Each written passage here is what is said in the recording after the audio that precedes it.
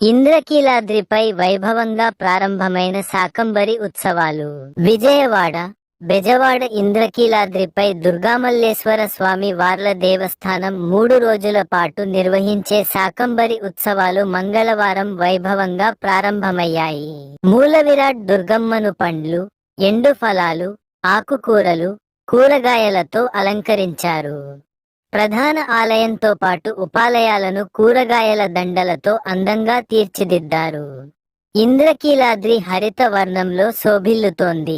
ఉత్సవాల్లో మొదటి రోజైన ఇవాళ ఆలయ అలంకరణ, కదంబం ప్రసాదం తయారీ కోసం దాదాపు 50 టన్నుల కూరగాయలు వినియోగించారు. గోదావరి, కృష్ణా, గుంటూరు జిల్లాల దాతల నుంచి ఆలయ సిబ్బంది కూరగాయలు సేకరించారు. ఆషాఢ్ సారె సమర్పణ బృందాలు, శాకంబరీ దేవి దర్శనం కోసం వచ్చే భక్తులకు ఇబ్బంది లేకుండా అధికారులు ముందస్తు ఏర్పాట్లు చేశారు.